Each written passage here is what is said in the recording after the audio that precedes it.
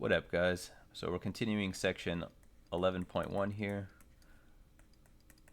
The only thing is we're just going to be solving these systems of equations with another method. This method is called the substitution method, and you'll see why pretty quickly here. So I'm going to use the same equations we had from last time.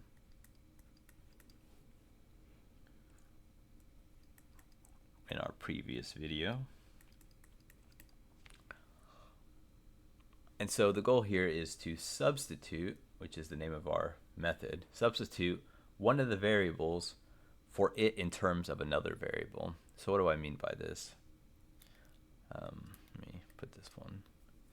Okay, so if we isolate y here and we write this as a y equals, we get y is equal to 3x. Y is equal to 3x minus 5, right? I added the y to this side, and then I subtracted the 5 over there. So once we have y in terms of x, what we can do is replace this y in that equation with this equivalent expression.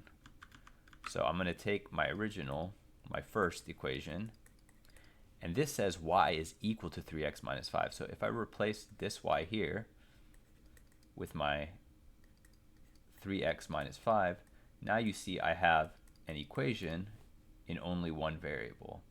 So what I can do here is add like terms and then solve for x like we did so many times before by adding 5 to both sides. So 5x is equal to 20, and now we just divide 5 on both sides, and we get that x is equal to 4.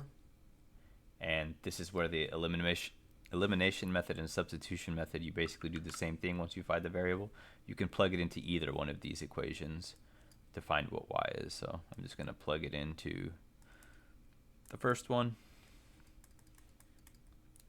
Right, x is equal to 4.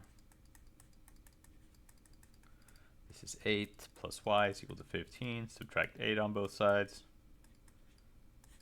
and you get y is equal to 7. And if you remember from the first part of this section, when we did the elimination method, this is the same solution that we got. X equals 4, y equals 7. So it doesn't matter which method you choose. You can choose the one you like unless the problem specifically tells you to do a certain method. Cool.